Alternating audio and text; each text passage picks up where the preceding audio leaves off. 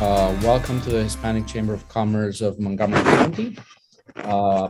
HCCMC is hosting a series of conversations with candidates in Montgomery County for the upcoming elections in 2022. And today we have the pleasure of having Omar Lazo, candidate council member in Montgomery County. Omar is a small business owner who has lived and worked in Montgomery County for well over 30 years now. He is the son of immigrants from El Salvador who immigrated to the Washington, D.C. region in the 70s. Omar has served in numerous committees and boards. He was on the Wheaton Redevelopment Advisory Committee, which oversaw the redevelopment of Wheaton, which eventually brought about the new county building and the Marion Friar Town Plaza next to the metro. He was also appointed by County Executive Ike Leggett to the Wheaton Urban District Advisory Committee for almost a decade.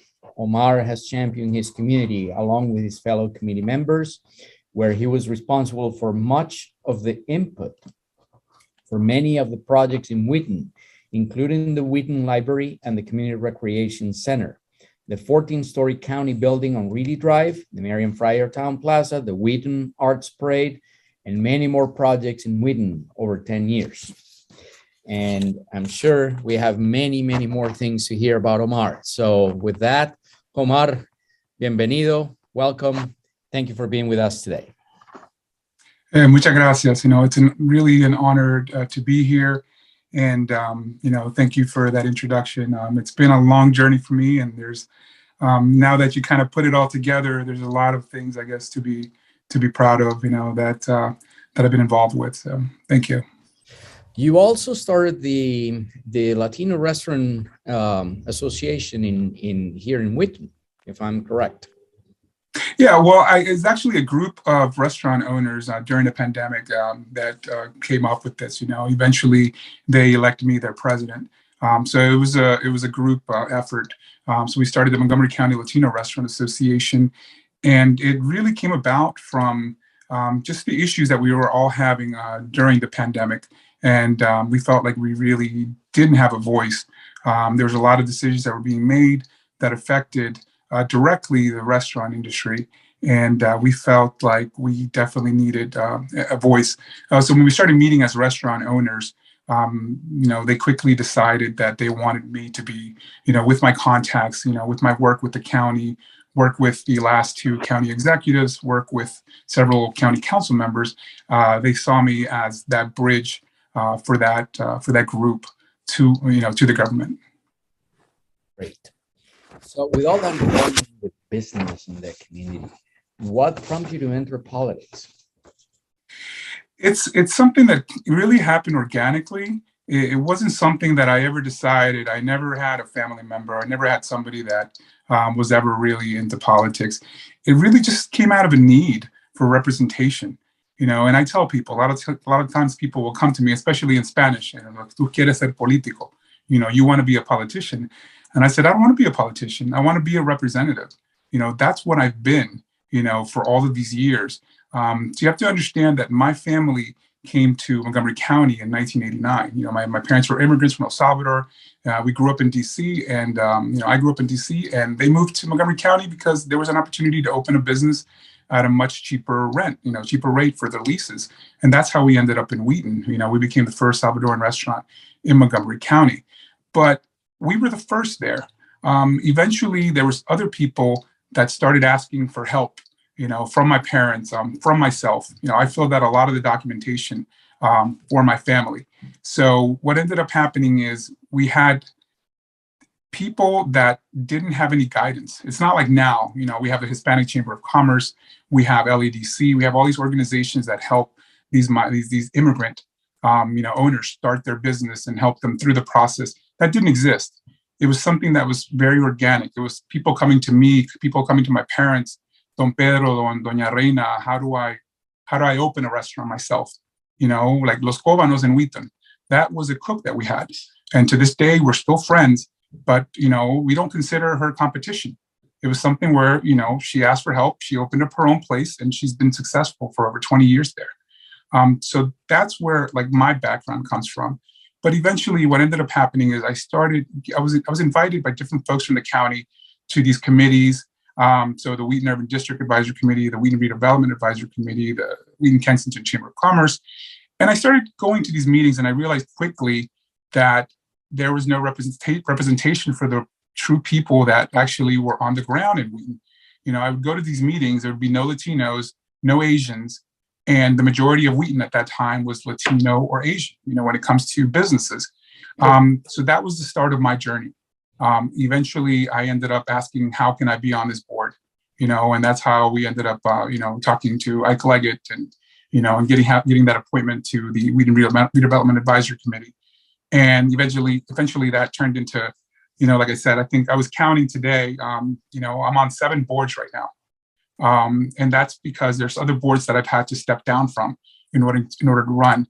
So I pick and choose my priorities. But if I feel like I'm making a difference in that board that I'm on, I will give my time and I'll give my effort if I know that what I'm doing is going to help my community. And my community is, obviously for me, is not just the Latino community, though that's near and dear to my heart, and the business, small business community, but the community in general. I mean, I've been in Wheaton 33 years.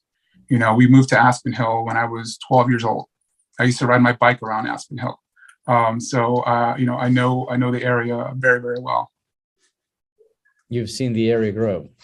Yes, I've seen the growing pains, and I've seen the struggles and the challenges that we still have. There's a lot of challenges, but it's very specific.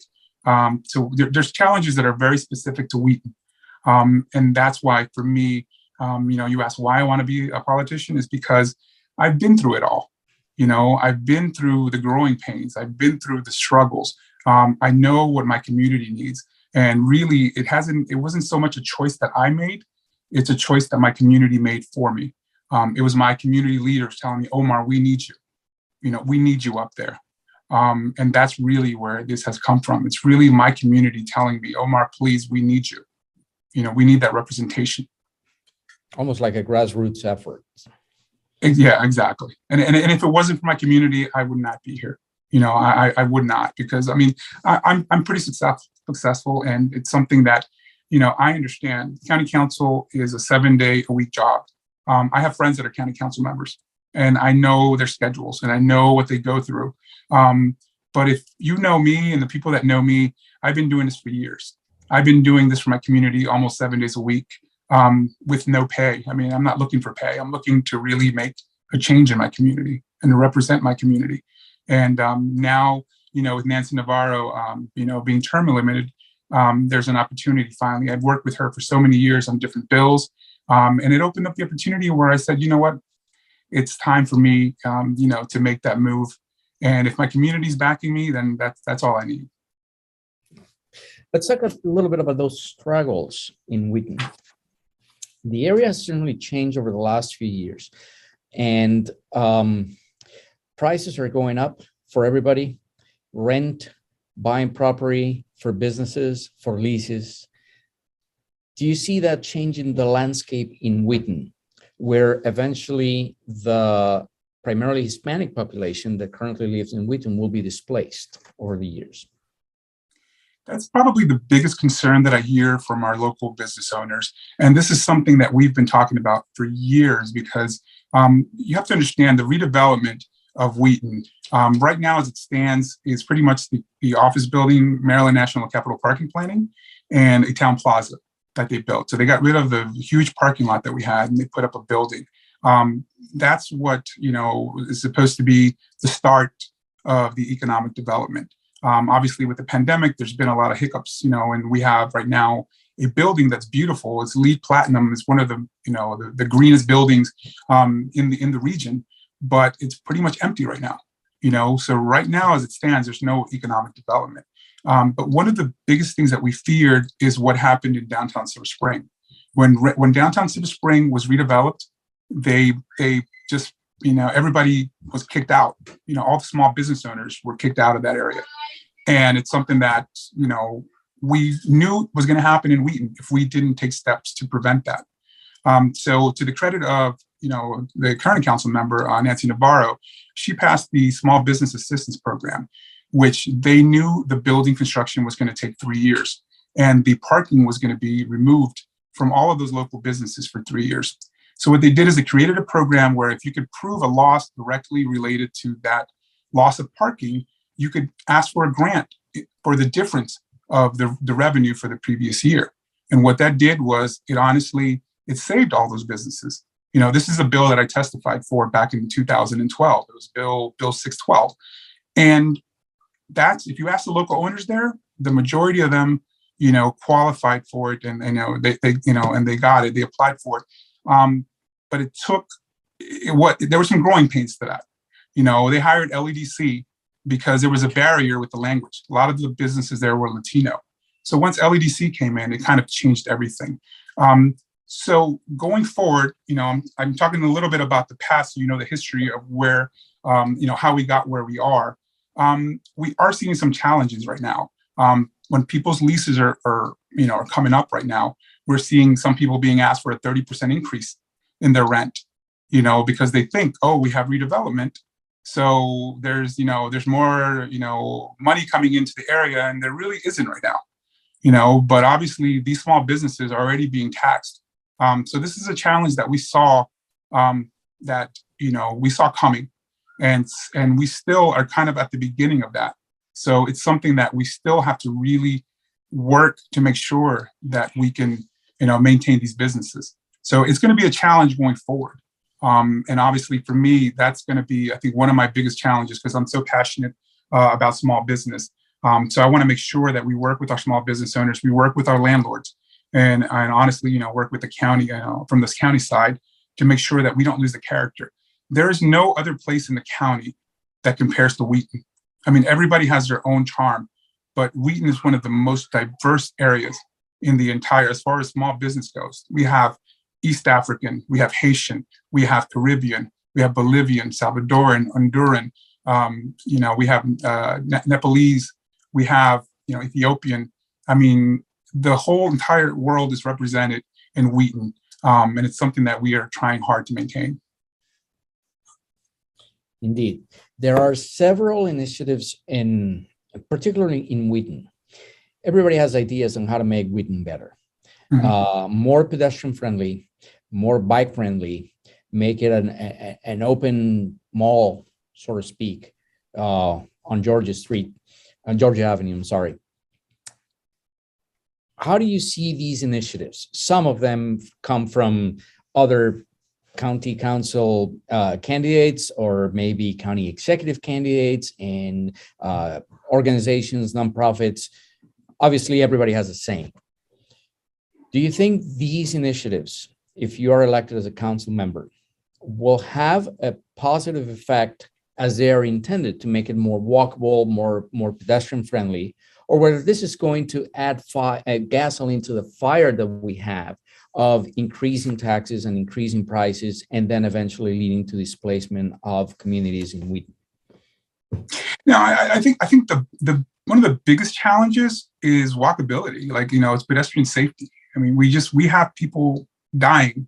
I mean, I'm just saying it crudely. I mean, people are being murdered on our streets, several a year, and you see it all the way to Aspen Hill, Glenmont. And what that does is people will not come to Wheaton to walk around. And honestly, when you create that environment where people feel safe walking around, it leads to economic development, because people will walk around and visit other shops. They may go to eat, but they'll walk down and get a cupcake, or they'll go to the bank, or they go to the bank and then they end up going to get a cup of coffee, or or Ooh La La Bakery, or a Sabor Latino Bakery. You have several options. But the problem is, right now, when you come to Wheaton, you park your car in one little section, and then you drive to the next one because you don't feel safe walking. So it's a multifaceted, solution. It's not just one thing, but definitely the walkability of Wheaton, to me, is one of the, the most difficult aspects of this. And the reason it's so difficult, honestly, just working for so many years on pedestrian safety, is that we are intersected by 3 major highways. We're intersected by Georgia Avenue, by University Boulevard, and by Viersma Road. So whenever we want to make a change, it's been a battle with the state. But I will say there's been a lot of leeway that has been made lately. And I've worked with Jared Solomon, Emily Shetty, the District 18, who that pertains to, Al Carr and Jeff Wallstreicher, Senator Jeff Wallstreicher, to try to make sure that we work on that relationship between us and Maryland, State Highway Administration. But I think until we make Wheaton a destination, we're never going to see that economic development.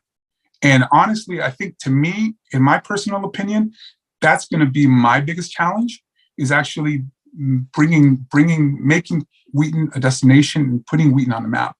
And I will tell you one thing that I've been working for a long time. I'm on the board of Wheaton Wonders, who's in charge of the Wheaton Arts Parade, which I was a part of the creation of that. That came out of the Wheaton Urban District Advisory Committee. Now it's a annual event in September, for the arts community, because we're an arts district. So we've been fighting to get a multicultural arts center in Wheaton, and it's in process. Eventually we're going to have to vote to get the budget, to get the funding to create the center.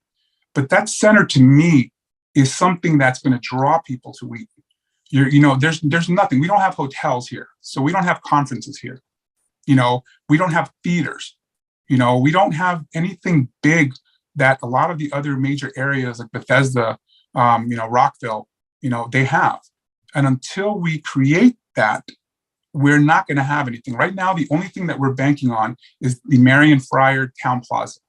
We hope that we have events there that are going to draw people in. But honestly, it's very limited as to how many people you can put. And layout is right next to the metro. So there are challenges that we have. But I think we need to have something that's going to draw people to Wheaton. Because honestly, right now, people work in DC. A lot of people do. They live in Wheaton, but they're leaving their dollars down in DC. And that does not help us, whatsoever. And we also, another thing we have to do is concentrate on making sure that we maintain these businesses. The majority of the business owners that are in Wheaton live here in Montgomery County. Our tax dollars are staying here. These business owners are paying for property taxes on their houses. Like, that money stays here. When we support these small businesses that have, invested for sometimes 30, 40 years or 60 years, like Filippo's Deli in Wheaton, Filippo lives in Rockville. His tax dollars are staying here. And we need to make sure that we invest in these small business owners. So how can we help those small businesses also access capital? That's been one of the major barriers that has been brought up. We as a chamber have heard many small business owners complain about access to capital, and that ties directly with all the hurdles and all the challenges that small businesses in particular are facing with COVID-19. Yeah. How can the Montgomery County Council, a council member, help with initiatives to help these small businesses access to capital? I mean, I can tell you, if you come to Wheaton, well, the majority, not just Wheaton, I think the majority of small businesses now in Montgomery County are being created by immigrants. It's the immigrant community that is, the biggest economic driver right now. I think we, and I'm getting a little sidetracked, but, we definitely have to focus on the big picture in biotech and IT, and we cannot lose focus on that. But I think, in my personal opinion, I think we've lost focus on that small business, because while we're waiting for that big fish, Amazon or whoever, we forget that the money that we get for our services is coming from these small businesses, and so we have to make sure that we don't lose track and we, don't leave them behind because we're sitting here waiting for the big fish. And while we're waiting for the big fish, we're losing, that source of, food that we have right now. So for me, most of the immigrants, they don't have the generational wealth, that a lot of folks have, that a lot of folks, they ask their granddad to co-sign a loan, and that's how they start their business. A lot of these immigrants don't have that. They've been saving, they've been working hard, saving their hard-earned money. But I think we need to, think outside the box and look at programs. And I can give you an example of, an initiative that I think would be very helpful. I did real estate. I did some commercial and residential for years. We had FHA. FHA is a program where you can put 5% down on a house. and all of a sudden you can get a loan for a property. And the government guarantees the loan. They don't do the loan. They don't provide the loan. They go to banks, but they will guarantee the loan. So they'll give you the best interest rates, and they'll qualify you with a 5% down payment in order to buy a house. I think we need to look, and it's been done in other jurisdictions, where you can have the county go and guarantee a loan. We have organizations like LEDC that will do microloans, and they will look at your books. They will look at your history, your experience. They'll look at your business plan, and they will approve you for like a small loan. I think it's up to $200,000. But then you have, either somebody that wants to start, a new business can participate in a program like that if they can prove that they have the experience. Somebody that's been running a restaurant for somebody else for 30 years, and it doesn't have to be a restaurant. It could be an IT firm. You have somebody who's worked for an IT company and is, the manager for the company for 20 years. They can start their own business. They can prove that they have the experience. So why not invest in these folks? And then when you have somebody who's had, I go to the restaurant business, industry, because that's what I know the most, but a restaurant that's been around for 20 years, and they say, what, my books show that I have, $300,000 profit every year. But you know what? I want to start a chain. I want to expand. I want to open another location in Gaithersburg. You should be able to go. And sometimes you have those barriers, which is the access to capital. But you can go through these, organizations like LEDC or whoever the county chooses and get a loan. And all of a sudden the county can back up, can guarantee that loan. And obviously this restaurant, like whatever the business is, you open up for a year. Let's say you fail a year from now, and then, the county's on the hook. But you've probably collected more than that in taxes, in that year that business has been open. So I think, to me, it's a win-win. It's a risk that the county takes, but I think that, it's worth it to invest in our own local, business people. Montgomery County has lost a lot of high-paying jobs since the last economic crisis that we had at the end of the previous decade. Yeah. And lots of those jobs have not been recovered. And it's creating a problem in Montgomery County for both tax collection on individuals and tax collection on businesses. So how can we attract those big fish companies, those big companies? And do you see big companies establishing themselves in Wheaton? In Wheaton, it's a little difficult because of the same challenges we have. And it goes back to, you have to make the area that you're in attractive. And I think that's the challenge we have. Like, we're not walkable. Wheaton is not a walkable area right now. So somebody that comes here, is, as soon as you try to cross the street here, you're like, I don't want to be here. And so that's something that we have to definitely work on. Another thing that I definitely believe is that we have issues as well. And this is not just Wheaton. I think this is probably nationwide and definitely countywide. We have a lot of vacant storefronts. We have a lot of vacant commercial properties, and I think one of the challenges is that if you do go to these areas that are bustling, with economic development, with big companies, it's usually the amenities. It's usually what's around. It's usually, the added value for that employee. And I think we have to do something to make sure that we beautify, our area. Wheaton is very challenged, and trust me, I've been working for years, on different committees, and trust me, we've had, like, one example I'll give you is we had a pedestrian barrier that was put up on Reedy Drive and Georgia Avenue. With our group fought for almost 10 years to get a pedestrian barrier because we saw that that's where a lot of the deaths were happening. And that's SHA. So finally, after almost 8 years or more, they finally said, okay, you can put up the barrier. But then they said, well, you have to pay for it. So the county has to pay for it. And then they were trying to dictate to us what it would look like. Well, they said, well, it has to be black bars. And we were like, that's ugly. We want something that's going to be, more aesthetically pleasing, especially because we're an arts district. And eventually we got them to approve this aluminum barrier that you'll see now that says Wheaton on it. It's a little bit more artistic. But, that's just one example where, like, we have to make it attractive to these companies. There has to be all the amenities that they need. Wheaton has everything. You have jewelers, you have restaurants, you have the mall. We're so unique. I mean, we have a mall and we have the metro right here. There's not a lot of places that have that. So I think if we get our act together, Wheaton can definitely be a destination. But like I said, multicultural art center, something where you're going to say, look, there's something for our employees to do.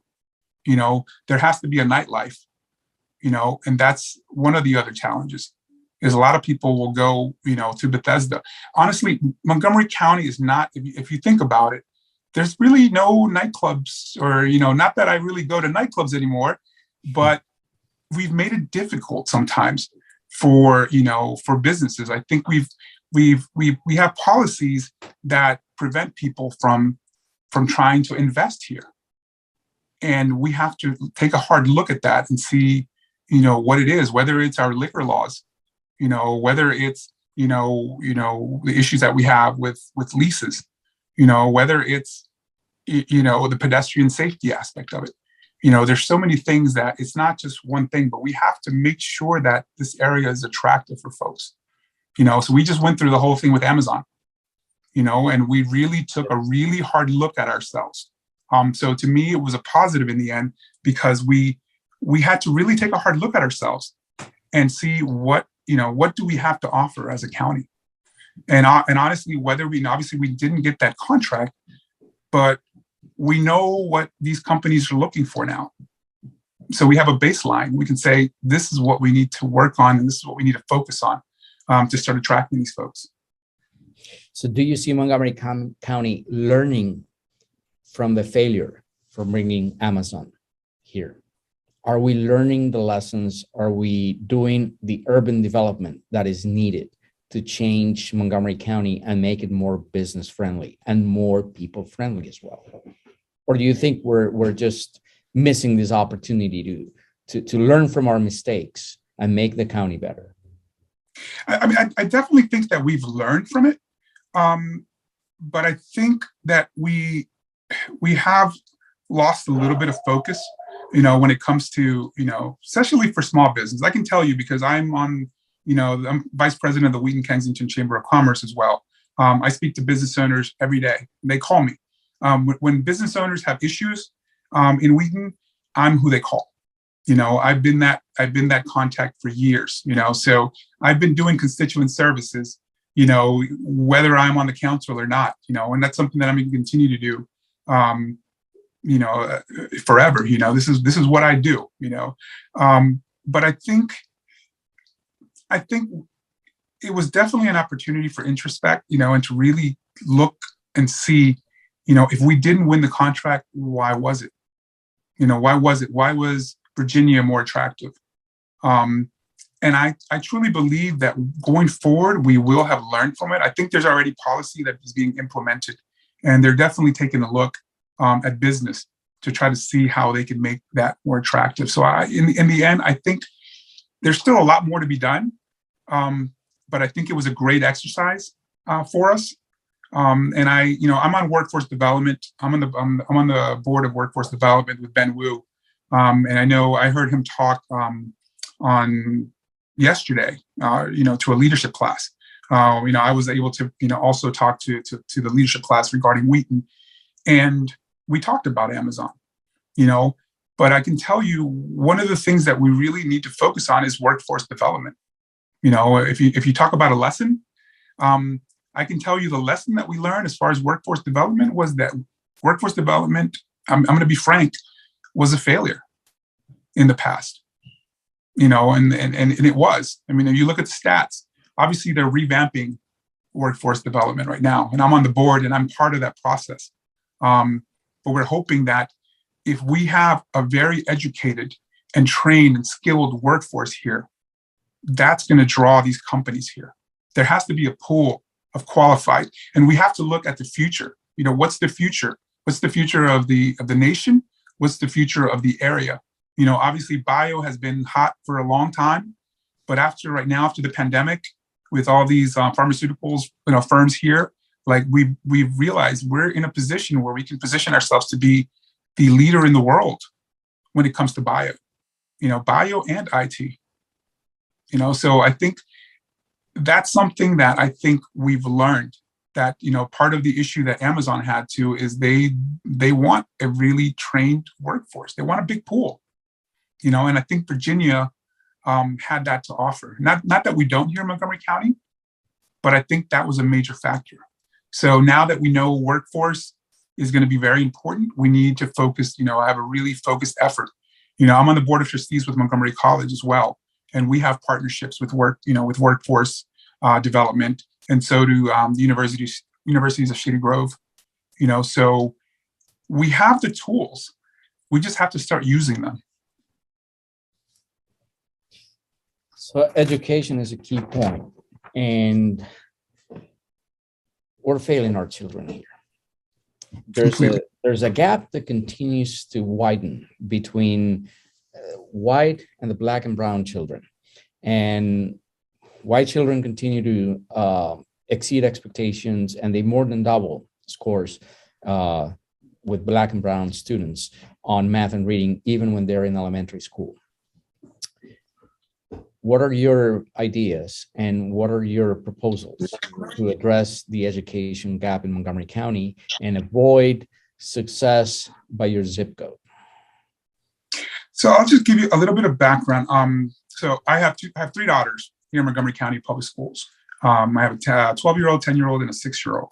So two of them go to Glen Allen Elementary School here on Randolph Road, and the other one goes to the newly named Odessa Shannon, which was renamed recently. My wife is actually on the committee to rename that. But that being said, I'm on the Black and Brown Coalition for Educational Equity and Excellence. So we've been working with the NAACP and Identity to solve exactly what you're bringing up. There's so many factors that come into play, and obviously the majority of them are socioeconomic factors. One of the biggest things really is early childhood education.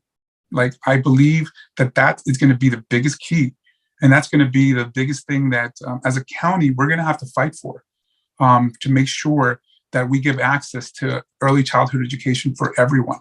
I'm a middle class person, and with my three daughters, putting them into preschool was almost a hardship. You're paying what most people pay for rent, to send your kid to school for 8 hours. Most people can't afford it. And then if you're lower income, then you qualify for Head Start, which is only 3 hours, 4 hours a day. That's not enough education for a child. And through the Black and Brown Coalition, through the statistics and the studies, the foundation that you lay for a child when they're in pre-kindergarten, before kindergarten, has it's been proven the value is exponential. It lasts throughout the entire education cycle of that person. And we have to invest. And it goes back to economic development. We have to have educated people here. We have to have a pool of educated people that's going to draw. So to me, it's not an expense. It's an investment in our future. It's an investment in our teachers. In our students. And that's something that we definitely have to focus on.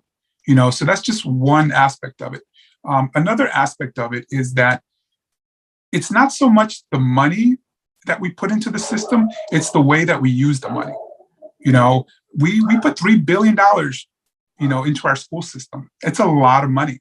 But we found, one of the things we found in the studies was that it didn't matter if a student was in Bethesda, if a student was in Gaithersburg, the Latinos graduated at the same rates as, the whites, the Caucasians. And the rates we saw across the board, the rates were the same. So it wasn't about where you lived. And sometimes they were getting the same money. Obviously, there's factors like with the PTA where there's more fundraising and things like that. But a lot of times they have the same tools, and there's other factors where we found the study showed that usually the Black and brown students were, had teachers that weren't as experienced, and a lot of times it's because the teachers that have more experience have more flexibility as to where they can teach, So there's a lot of factors that are not related to money. it's related to policy. So we also have to concentrate on our policy. And obviously that's a little bit more on the Board of Education side, because we just, we handle the budget, but it's something that we can definitely advocate for. But I'm very worried. I have 3 Latina daughters, and I want to make sure, right now they're getting straight A's. But the thing is, I can sit with my daughter and do her homework. And if I'm somewhere out and about, I've sat right now on the campaign trail. I've sat in my car and Zoomed with my daughter, helping her with homework. I have that ability. I have a smartphone.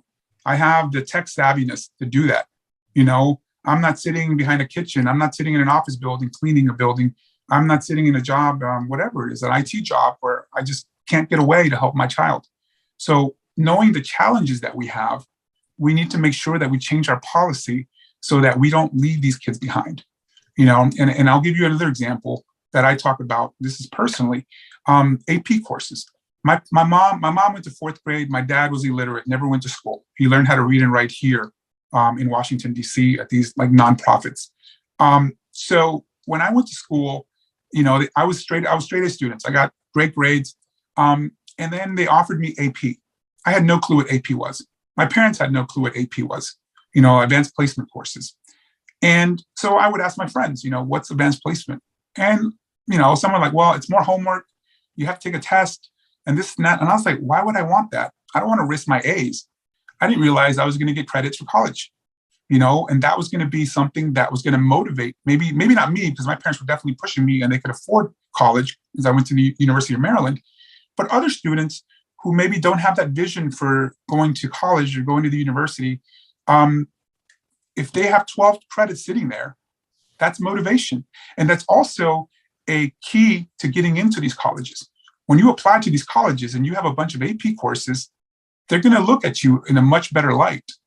But obviously, sometimes even the counselors are failing these kids because they don't understand that these kids don't understand the system, that the parents don't understand the system, that they don't understand the importance of taking advanced placement classes or applying or trying to get grants or trying to, they don't understand this process. But you have people that have been here generationally, maybe for 150 years, their whole family has gone to college and they know how the system works. But the thing is, we know that these kids don't have that background. But knowing that, we have to be more proactive. We have to do the jobs, unfortunately, that traditionally the parents do. So my kids are going to go to college if they decide to. Obviously, I hope they all do. I'm saving money. I'm saving money for them. Otherwise, I'm going to take a really nice vacation. Once my 6-year-old, graduates high school and decides she doesn't want to go to college. But there's a lot of challenges. But I think it all comes down to policy. So for me, I testified in front of the Board of Education on several occasions. I'm friends, with Board of Education, members, and I have a dialogue, with them, with identity, with NAACP, and it's something that I'm going to continue because I have vested interest in this. I have 3 daughters, but it's not just about my 3 daughters. It's really all of the kids that don't have the benefit that my daughters have, and I will tell you another thing that's crazy in my district. 42% of the people in my district don't have access to broadband. It's crazy because that's a tool that they need to better themselves. And when 42% do not have access to broadband, it's unacceptable, especially since there's money from the federal government for this. Like, we could be asking and fighting for money for the federal government to make sure that all these students, and not just students, somebody that wants to get into the IT field, they should have access to this as well. So there's so many things, that obviously I have a lot of work cut out for me, and I'm very passionate about education. But, as a county council member, we approve the budget. But obviously, we have a lot of weight when it comes to a lot of the advocacy. And I've already been doing that. And, as a county council member, I plan to, I'll have a bigger hammer, so. Public housing is equally challenging, if not more. There's a shortage of housing in Montgomery County in general. that's driving the price of property up. And it's adding to the problems you were describing in terms of families not being able to afford houses, not being able to live close to where they work, not being able to live next to public transportation. And it's creating another set of problems in Montgomery County. What are your views on public housing? Look, it's a question that's very personal to me, because you have to understand, during the pandemic, I worked. I worked next to my staff. I have a restaurant. And I have a general manager. So my restaurant, I'm running for council. My general manager's there. I go in, I do some of the bookkeeping still, but I'm physically not there. During the pandemic, I was there on the front lines, with my employees. I wasn't sitting behind a desk or behind a computer. But I can tell you that was the biggest factor in the amount of people that we lost here in my district. We're one of the hardest hit districts in the entire state. 20902, Wheaton. So what happened is people cannot afford to live where they work. And for that reason, we have the situation where you'll have 8 people in an apartment that's made for 4. And that's what happened. We saw one person got sick, and all of a sudden 8 people got sick. And we saw it across the board. So there's a direct correlation between affordable housing and the deaths that we incurred here in my district. So to me, it's something that it's a challenge that's not right. It's not something that's come up right now. Every year, the problem is every year we fall further behind. We're not building enough affordable units. And honestly, there's not a path to ownership anymore. There used to be condominiums, and, there's some in Aspen Hill. They're very limited. Sometimes people buy them as investments and they rent them out. So we have to start looking honestly also at path to ownership, condominiums, duplexes. We have to look at different options where people can actually build wealth, because, one of the biggest challenges we have is generation. We don't have generational wealth for a lot of our folks. We're finding that, the younger people now, they're not even thinking about ownership because they don't see it on the horizon. If they want to live in a hip, cool area, the metropolitan area in DC, I hope Wheaton's considered.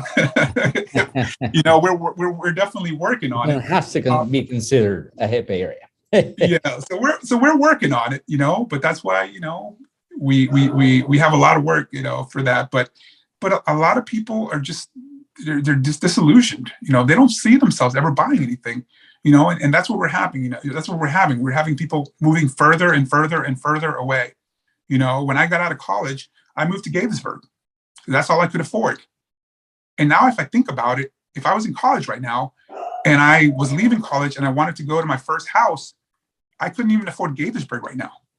Gaithersburg is getting crazy expensive as well.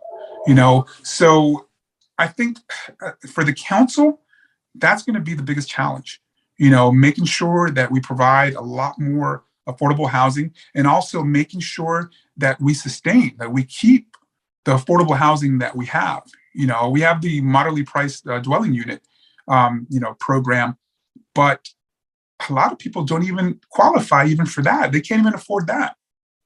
So if our programs that are supposed to help, lower income people are still out of their reach, then we have to really reevaluate, what we're doing.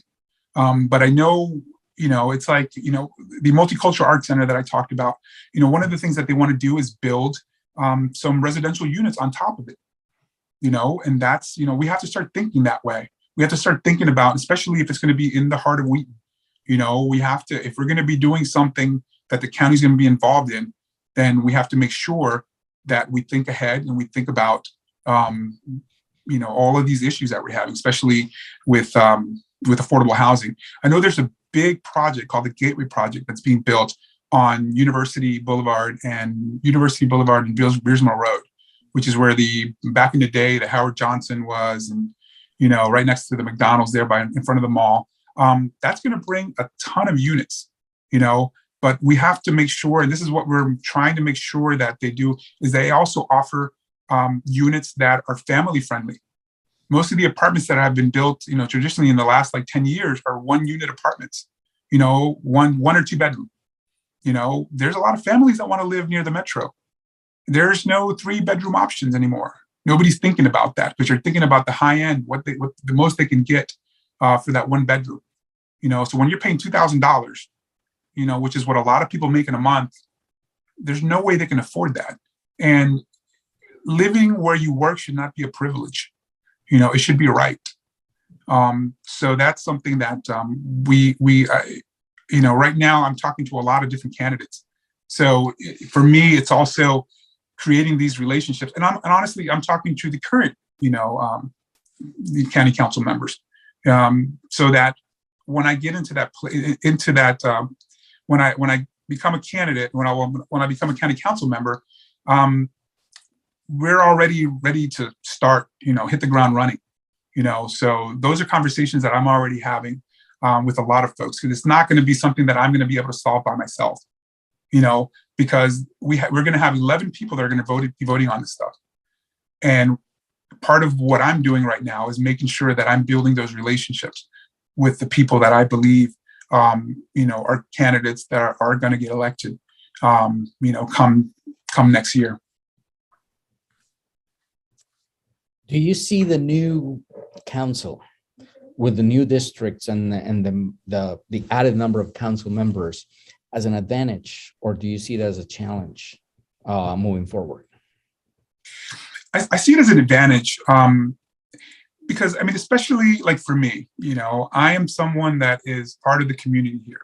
I think it's very important that we have a candidate that is respected by the community, that has his ear to the ground with the community, and that can, I've been here 33 years.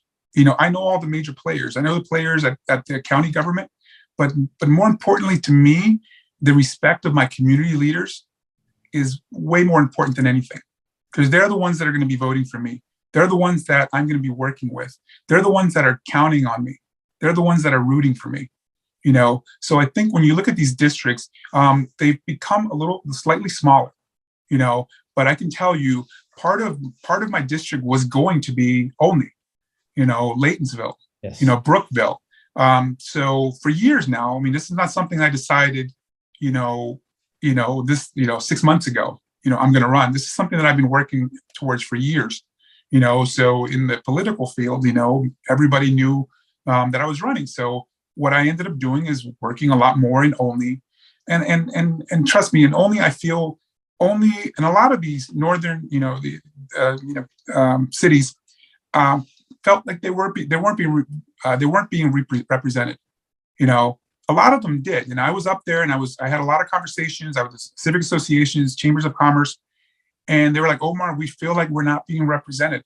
I don't think it's not that they weren't represented, is that obviously there's a lot more economic development down county. So you see the results of some of these projects, and you see, obviously, if you need more bus, there's a lot more people down there. There's more density. So that's where people focus on. They're like, well, Wheaton, and Aspen Hill, they're getting all this stuff, and we're not getting anything. So now that's going to be a totally new district, only, and it's an exciting time. It's exciting for them. They're, that whole area up there in the Northeast will have their own representative now that they can go to directly, that will be from that community, that lives in that community, that's going to be able to represent them. Because I can tell you right now, almost all the county council members at large all live in the same area pretty much, and a lot of people also saw that as a negative. They're like, well, they all live in the same place, so they're not up here. They don't know us. So that also goes for that West County, with Poolsville and Damascus. You're going to have somebody now that represents, more closely that area. So I definitely see it as a positive, especially for me. I grew up in Aspen Hill and Wheaton. I went to St. Catherine's when it was there. I went to Good Counsel when it was in Wheaton. And I went to, so Good Counsel is now in Olney. But the thing is, like, I know my community, so for me, you making them slightly, making them smaller makes it so that you have the opportunity to have better representation.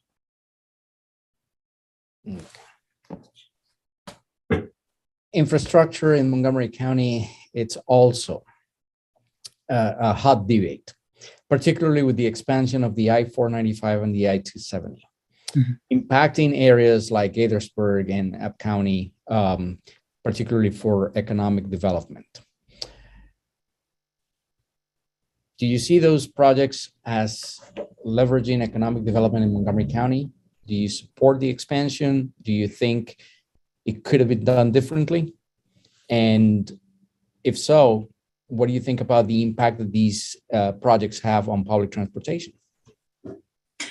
I think it's a I think a lot of times people see it as one or the other. They see it as, oh, we're going to expand, add lanes, we're going to do this. But honestly, it has to be together. You really have to focus on public transportation. Like me personally, I think the biggest answer for me is public transportation. We need to expand it. Right now we had an infrastructure bill. We're going to have access to more funds. So I want to be part of that conversation to make sure that those funds are used in a way that's definitely gonna impact my community in a positive way. For me, obviously in my district, District 4, that's not something that's going to really, impact my constituents, because most of them are not going towards Gaithersburg. They're not traveling up, 270.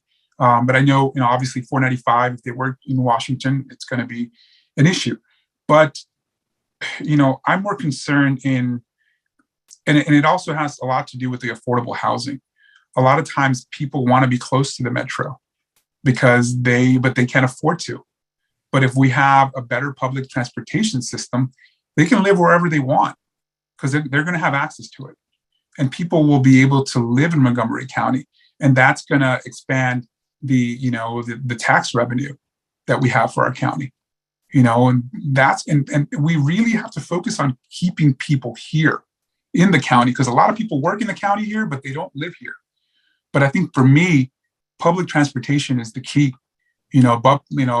Bus rapid transit, making sure that we have bus service that goes, further out, and, even looking at, it's a long-term project, but even looking at expanding metro, making it go further north. Germantown, the population in that area is booming. We just looked at the census. The population is growing like crazy in, Germantown, Gaithersburg, Clarksburg. It's growing, and we really have to look ahead, and honestly, just, invest in that, and make sure that we need to get people off the roads. I'm also a big proponent of, the environment. And I think people right now, if you're going to sit on a bus and sit in traffic for the same amount of time as you are in a car, people are going to take their car, But if you have a bus system that's on a dedicated lane that'll get you there in a quarter of the time, you're probably going to take that, And we see that in all the metropolitan regions, the big cities. I just went to Europe. Nobody walks in Europe. Nobody drives in Europe. I would walk 2 miles in Europe because it's very walkable. It's very walkable.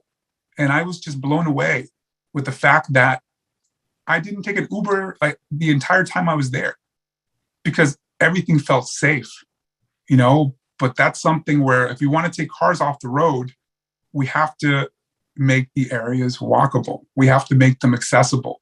Wheaton is a bicycle and pedestrian priority area. We're getting money from the state government, for these programs to put in bike lanes, to try to reduce, speed of cars coming by.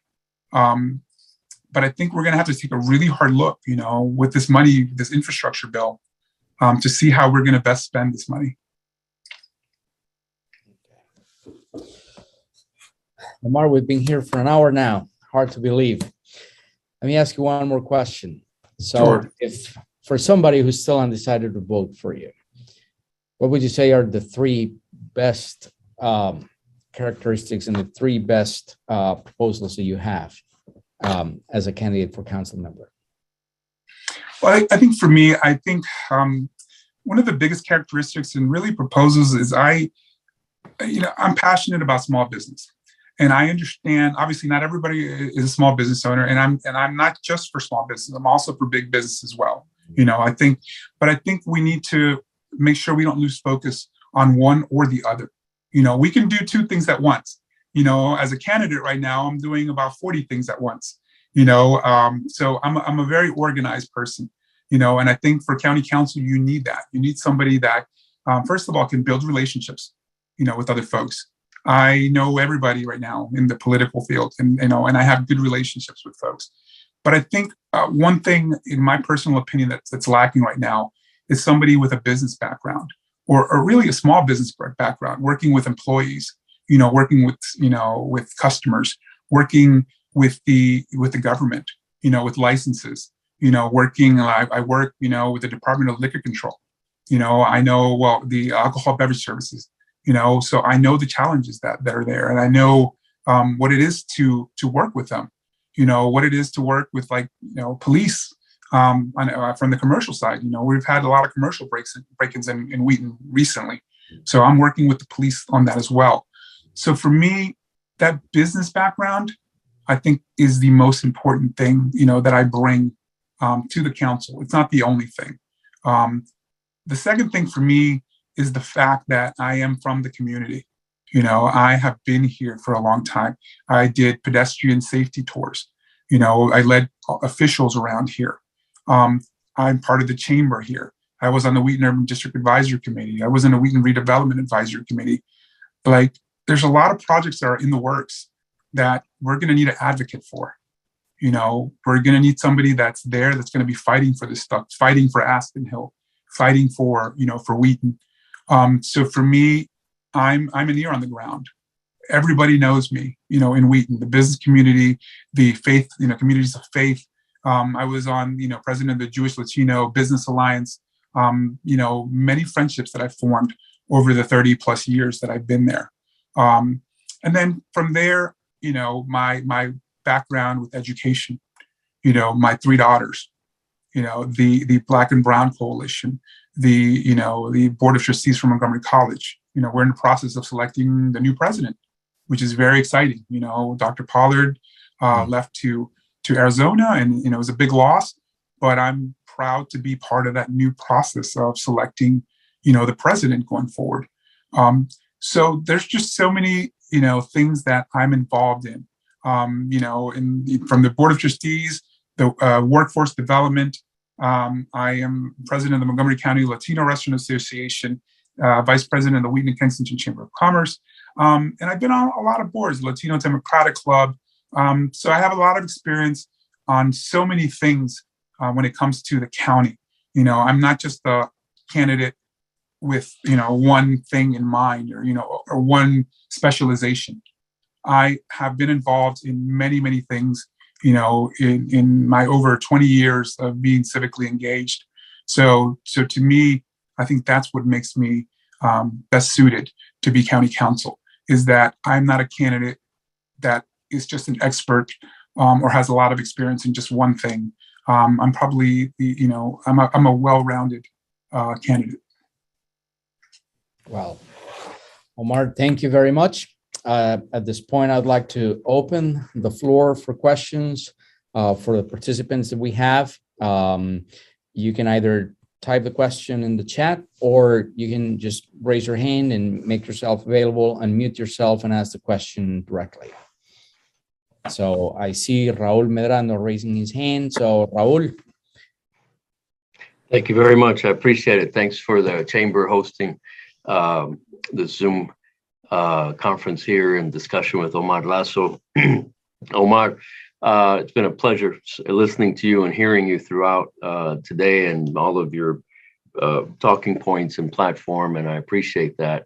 I wanted to ask you, as a small business owner myself, based here in Montgomery County, Café Medrano coffee business, I wanted to ask you, what strategies do you think that you can implement in reaching out to small businesses in the county? What is there something that you think can be improved in the county's outreach efforts? Yeah, I mean, that's been a challenge for the longest time, reaching the small business community, because a lot of us are just so involved in our businesses, you know, and I say it's like a cave, you know, everybody's in their little cave. So it's really hard to come out of your cave and look around and see what's going on, you know, because you're just so focused on making sure that your business is successful. I can tell you during the pandemic, one of the biggest challenges was, you know, getting the help to the businesses. There was a lot of help, like the PPP loan, the SBA loans, you know, but I'll give you an example. When the pandemic, you know, you know, they said we had to close our businesses, close the dining rooms, et cetera. The state put out some grants. None of the business owners that I know had access to those grants. You know, what ended up happening is by the time we found out about them, the money was gone. They were like, sorry, no more applications, money's gone. So that was just because the communication was there. And it's honestly, it's because a lot of the bigger businesses who are the ones that ended up getting most of these funds have people that are dedicated to doing this. They have money to pay people to be on top of this. You know, so what I did right after that, because I got upset with that, you know, I'm very connected with economic development. I'm, you know, with the Maryland Chamber of Commerce, and I didn't even find out about this, you know. So eventually, when I started working with the county for their grants, I made sure that as soon as I knew that a grant was coming out, I ended up starting a WhatsApp group. You know, it's like a text message group, you know, using WhatsApp. And what I ended up doing was all the business owners that I knew over the years, you know, I ended up having a list of over 60 business owners here in Montgomery County, some in DC and some in PG even. And what I would do is every time a grant came out, I would send them the link, you know, to the application, and I would give them the deadline.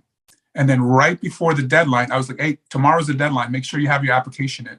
Hey, if you need help filling it out, you know, I couldn't fill out that many, even if I wanted to, but I can send them to different organizations like LEDC that could help them fill it out.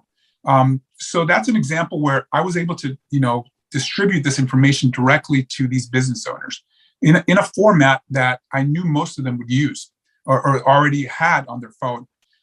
So I think we need to leverage that. And as a county, we need to find, you know, we have to keep up with the times. You know, we can't be doing a fax, you know, or email. That's the technology of the past, in the sense that most people don't have time to be checking 100 emails, you know, a day. So, you know, the county already has one for health. They have one where there's vaccinations or there's a clinic. They have a WhatsApp where, you know, and that one's in Spanish, where you can get information. They put out information like twice via text. Yeah, via WhatsApp. And all of a sudden, that's something that we need to do. You know, and honestly, I really believe that we need to have a small business ambassador program, where when you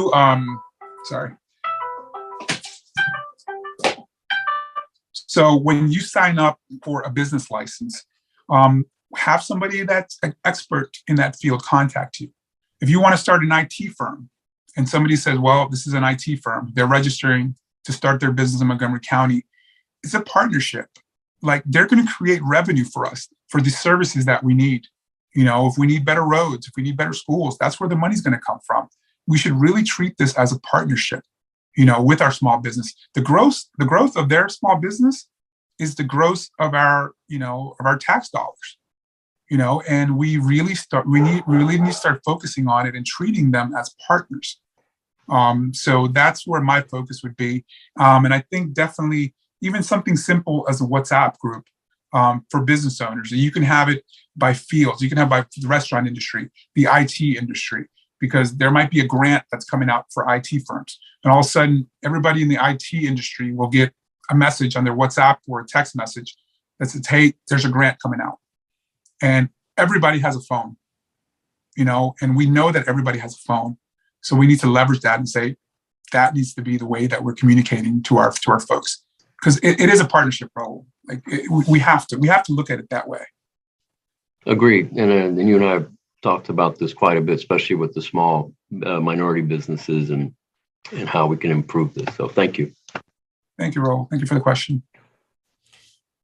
So Raul, if you don't have another question, I'll kindly ask that you lower your digital hand that you still have up there. Thank you. Are there any other questions? Carmen Rojas is signaling she has a question. Carmen. Hi, Omar. Thank you very much for your time. And I'm so glad you participate in this interview with the chamber. I have a question because through the foundation, one of our programs works with high school students. And what concerns me is the decrease of the police, especially outside the schools. There are not police anymore. And students, especially, well, the minority or Latinos or from the kids from Africa, well, they are exposed to other youth from gangs, no, or criminals, and they don't want to walk outside. It's really difficult for the students, and it's something like we have to do something about that because it's scary sometimes, no? That is one thing, and the other thing, like you mentioned, is the counselors in the school. There are many students like they are frustrated because they don't have the information. The key is the information. They can do many great things, but they don't have the information about college, they can study, they can do something, no, like with a higher education. Well, there are the two things, like I would like to know what you think about it. And thank you very much to be here. And thank you for your experience helping the members from our community. Thank you. And thank you for the question. Yeah, I think, I just had a call this morning, with the police as well, because we're having some issues. I mean, it's nationwide. There's an uptick in crime. And honestly, they're overworked right now. There's a shortage of police officers. So that's another challenge. So I think to that respect, I think we really need to focus also in hiring people that look like their community. I think that's something where you need to build the trust and you need to build those relationships. Whether you offer better incentives, whether you do subsidies for housing, because honestly, most of the police officers and, even fire can't afford to live here. I did ride-alongs with police and I did ride-alongs with the fire department. And I asked them, everyone that I met, like, where do you live? A lot of them do not live here. They can't afford to live here. So we have to be able to attract quality candidates and people that are going to interact with the children in a positive light.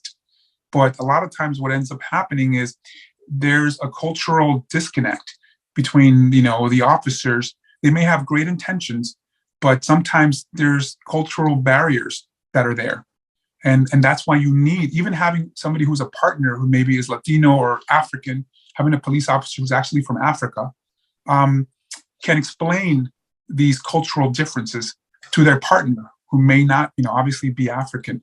So we have to focus on that. Like, I think, and that's part of the conversations that I'm having right now. We just had Bank of America robbed in Wheaton, and I was actually in a meeting regarding security in Wheaton when the bank was robbed, so we have challenges. It's not something that happens every day. But I think I agree with you in the sense that, like, I think one of the biggest solutions is making sure that we focus on hiring people that understand their communities. Because a lot of times what ends up happening when, I think the biggest, when people look at that as a negative, with police officers, is because there's sometimes bad interactions. And a lot of times it's because of cultural issues. It's not that they're bad people sometimes. Obviously there's bad actors. I'm not going to say they're not. But a lot of times it's just cultural insensitivity, or not really insensitivity, but ignorance. They just don't know any better. But it also comes down to training. We have to train our officers as well. There's incredible officers. I know a lot of them here. I've worked with a lot of them here in Montgomery County. But there's also, like any job, there's also bad people. And we have to make sure that they're accountable. And I think the majority of police officers, I have relatives that are police officers, and they agree, because a bad apple spoils a bunch, so I'll say that. Your second part of your question, for education, that's, with the Black and Brown Coalition, that's really what we're asking for. We're asking for policy change. We're asking for these counselors to be trained to understand that these kids don't understand the way the system works. And you have to really hold their hands, because there's not going to be anybody. Unfortunately, sometimes, in the Latino culture, especially, a lot of the parents work 2-3 jobs. They're not home. Sometimes they're gone before the kid goes to school, and they come back when the kids sleep. And that's the reality. And it's not because they don't care about their kids. And I really get offended, because some people are like, well, they just don't, they don't care about their kids. They don't care about what their kids are doing.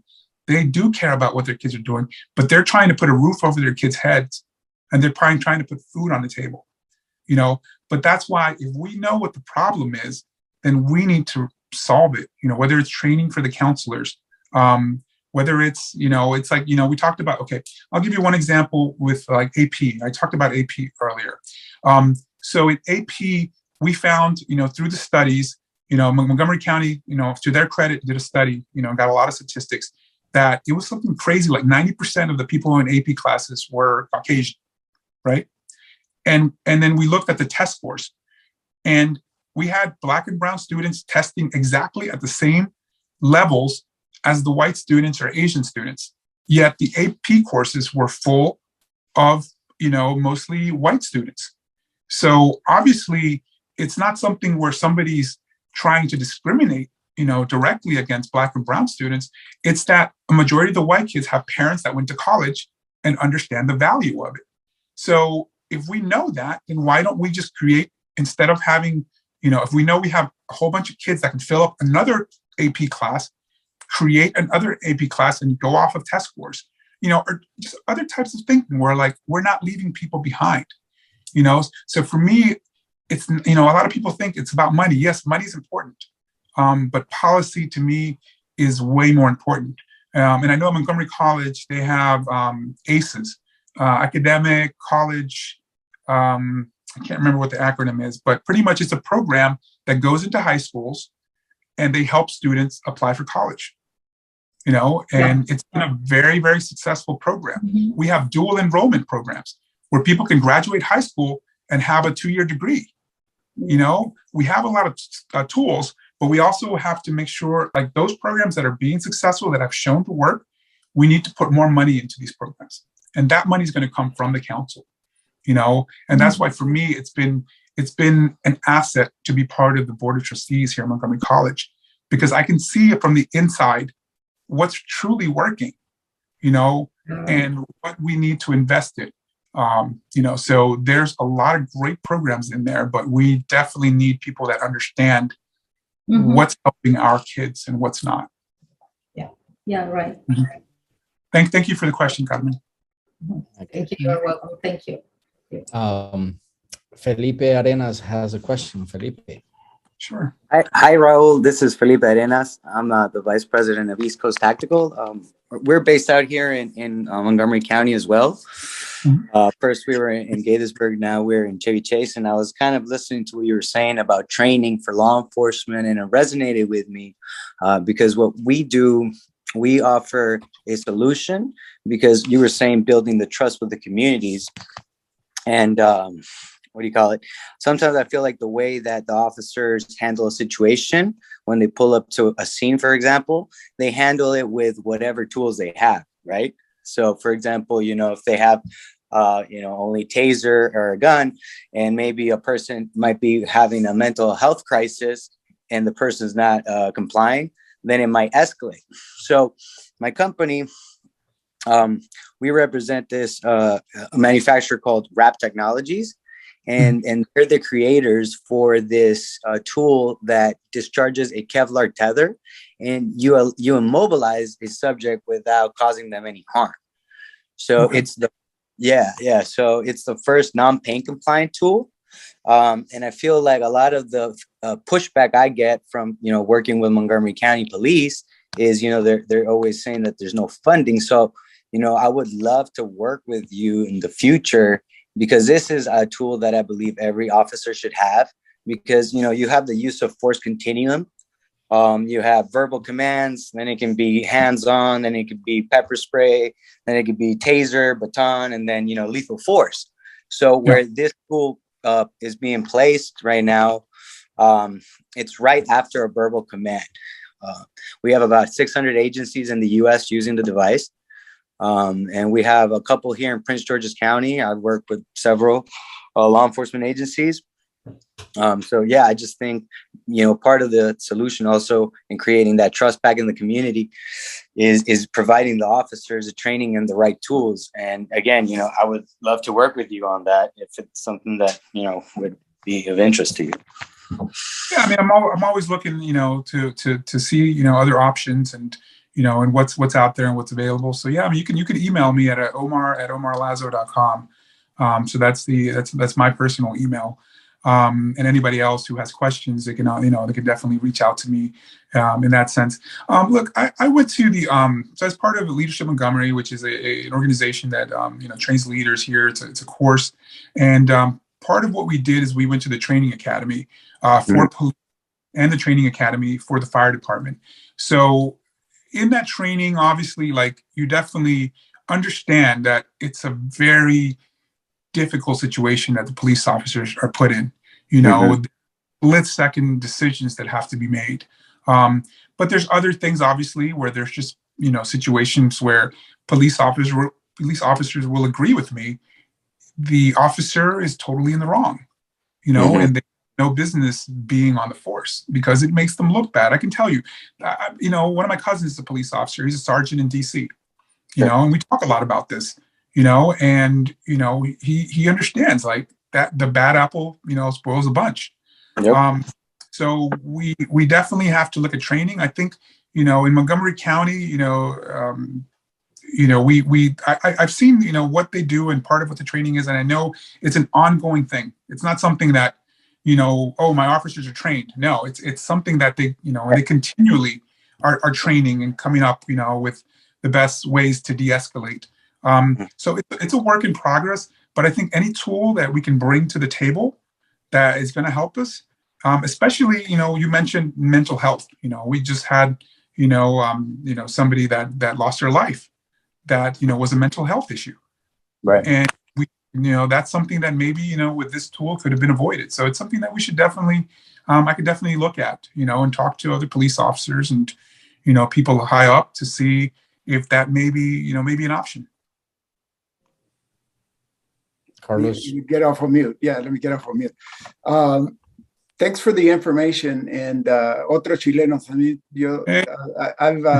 I've been here for a long time. I've lived here longer than I lived in Chile, but the Latino roots always pull me to these events.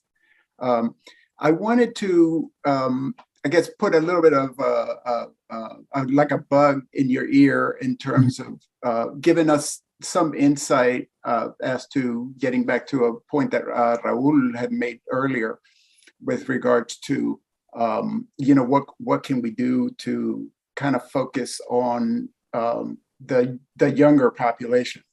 The one thing that I constantly hear, and this is not a unique problem that we have in the county, but it's, I guess nationwide or everywhere, but we always have more things to do than there's money to go around to do them. And a lot of those things that we're talking about here have to do with us trying to focus on the education side, trying to focus on the younger generations. There's a lot of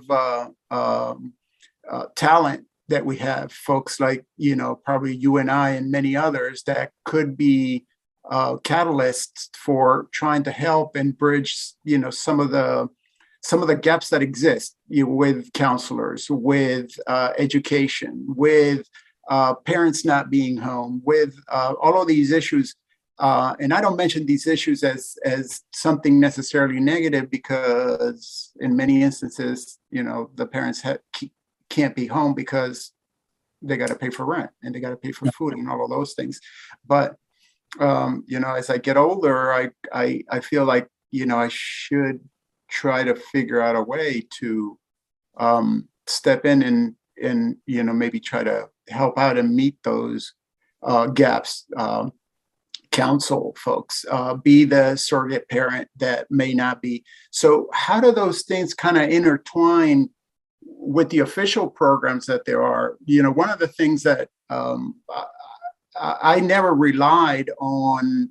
I'm still a small business by choice. I'm a small business, but I never relied on a lot of the county services in the small set aside type programs, because the paperwork and the bureaucracy involved in trying to take advantage of those things is something that, like you said earlier, folks just don't know how to do it, or don't have the time to do it. So, how do we fix those kind of things with trying to expedite the communication? Like you were saying, you message people to tell them, hey, a grant's coming up. But if folks don't find out about the grants, then they can't take advantage of it. But then if we push them over to the normal process of, going through the bureaucracy of having to, fill out the forms and present all this documentation and do all of those things, people give up. People just don't do it. I've been successful all this time just because I've had some advantages myself. I've come with some generational wealth help. But other than that, it's been, just trying to do it in spite of the fact that, those other programs exist, but we can't take advantage of them. So how do you see either fixing those kind of things or expediting the process to make it easier for the small businesses, or make it easier for the students that we want to, guide in the right direction? I mean, it's multifaceted. I know that was one of your favorite words throughout. I've been trying to take notes. But but I totally agree with you. It's not a one size fits all. It's a whole bunch of things that need to come together. So I guess what I'm trying to ask is, how do you see those things coming together and where's the council's role in making it happen and then making sure it's successful? I think the biggest role, I think the most important thing is that the council member understands the intricacies of small business, understands that not everybody is financially savvy, and that's the biggest thing. And I'll give you the perfect example to this. I think I gave you the example of the Small Business Assistance Program, which, where, the businesses could, fill out these applications and apply for grants, depending on the loss that they had from the previous years once their parking was taken away. So that grant was written in knowing that a lot of these small businesses don't have that financial savviness, don't have their books in order, right? But that took somebody knowing that this, preempting and thinking ahead, being like, well, these businesses, a lot of them are not going to have their books. They don't even have an accountant, right? Yeah. So what they did with the Small Business Assistance Program is part of it was, in order to get the grant, you had to go through technical training. So what they ended up doing is they hired LEDC to do the technical training aspect of it. But what LEDC ended up doing, they had an employee named Richard Cisneros, who now works for the county now. Was an amazing person. He changed everything around because he spoke Spanish. He owned a restaurant back in the day. So he knew a lot of the challenges that these people had. So he went door to door, literally went door to door, and helped everybody get their books in order if they didn't have them. And if they did, put it in a format where they could, help them pretty much fill out that application. So it's the same thing with the schools. We talked about, we know where the challenges are, and we know, and they're, the parents are not going to solve it. Same thing with here. The businesses aren't going to solve this because, they don't have, a lot of them didn't even have books. And some of them honestly did not qualify. Somebody's happy. So that's our pre-K. So I think the main thing here is having someone that knows the challenges, because if you just put grants out there for people that their family, their relatives, their friends grew up in this environment where they understand how grants work and how to write proposals or how to fill out a grant application, then those are the same people that are always going to qualify for these things. Exactly. That's exactly. Yeah, so it's providing that technical assistance. And this goes back to the same thing that I talked to with Raul. We need to have business ambassadors. We need to have people that will reach out to you and create that partnership and tell you, do you have an accountant? These are the steps that you need to take. Get an accountant, look, before you find a way. So before you sign a lease, have somebody look at the lease, because that's another big, issue right now where a lot of people sign these leases and they're doomed to fail just because of the lease, but by the time they sign it, it's too late, but we have to have these programs. And there are, I just went to an event for Empower Women International. They probably had 20, 30 businesses, small businesses, women owned, selling these products, and somebody's walked them through. We have like Carlos Rosario Charter School in Washington, DC. Yeah. I've taught classes there, business classes to people that are trying to start their own business, but they'll hold your hand and they'll walk you through the process. And I've helped a whole lot of people, in Montgomery County start their businesses. If you think about my restaurant, we were the first Salvadoran restaurant in Montgomery County, but the amount of restaurants that have come from that restaurant, people that have learned, either cooking or waiting tables or whatever, that have come out of their restaurant, there's so many. And to this day, there's people that thank me, thank my family, because we were never in a situation where we were like, well, you're going to be competition for me. It's like, there's enough to go around for everybody. It's like in Wheaton, there's, one of my ex-cooks, she owns Los Cobanos, and she's been super successful. And I'm still friends with her. I'm her daughter's godfather, and we have to think that way. We have to help each other, but for me, all of that help, I know what the needs are. So when I'm in council, instead of me, Omar Lazo, doing this stuff for my community, we can put people in place that are going to pick up the slack, where it's missing. I'm already communicating with my business owners, with the business owners in Wheaton. I've already set up that network, but expanding that on a countywide level or on a district-wide level. Yeah. So it sounds really good. One of the things that I've found the most interesting about today is the fact that a lot of what you say is community oriented. Mm-hmm. And that's one of those biggest things that we're missing as, a country gets developed, everything gets, scaled up, and all of a sudden the human touch and the community and la abuelita is no longer around to smack you in the head when you're not doing the right thing. Right. And so those are the kind of things that I think, like you, I think are things that are missing. And if we don't do it, nobody else is going to do it for us. So I look forward to continuing a conversation later on. So I'll email you so that we can establish some contact. Yeah, I really appreciate that. And trust me, I am not in this for a title. I'm not in this for money. It's something that you really have to really care about your community to do this. I mean, if you have the right reasons for it, because for me, I know, right now it's a 7-day-a-week job for me. Just campaigning is a 7-day-a-week job. But I know as county council, I have county council members that are friends, and I know what they go through. I've worked with the previous county executive. I've worked with the current county executive. I know what their schedules look like, and I know, but the thing is, it gets to a point where like, if I feel like if I don't step up, and it's really my community asking me to step up, they're pretty much begging, they were begging me to run. And I said, you know what, if you're going to support me, I'll be here, and that's why I'm here. And trust me, I don't need an abuelita to smack me in the back of the head. We've learned. Well, I have my wife. She'll do a good job of keeping me in my place. She's one of the biggest proponents. She's one of the people that, like, she said, you know what, Omar, like, we need someone like you. Because I've been involved in politics for years.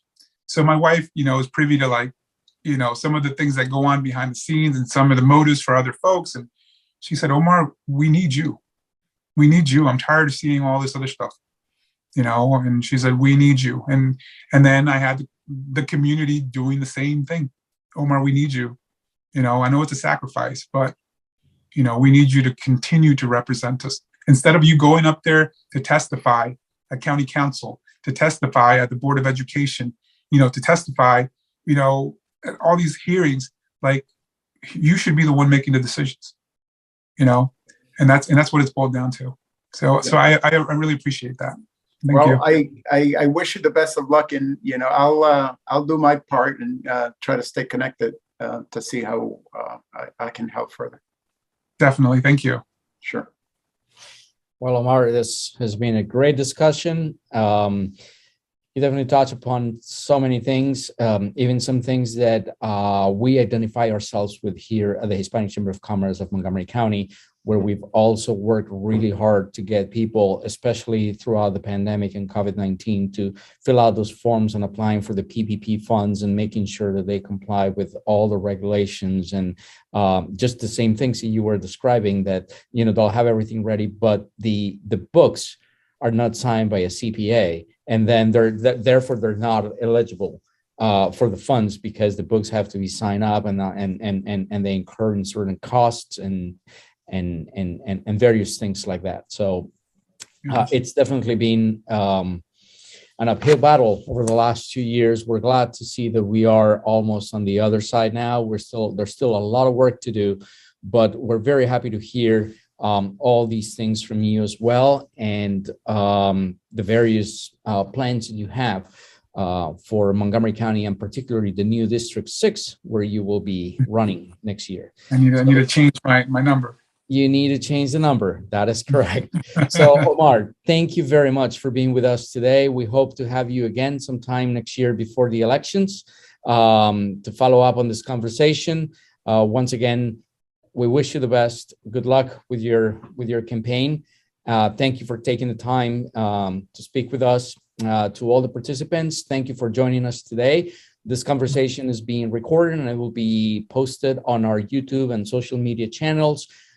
Please stay tuned for more of these talks with other candidates in Montgomery County. Next year is a big election year, and we want to make sure we hear from everybody. Happy holidays to everybody. Thank you very much, and stay safe.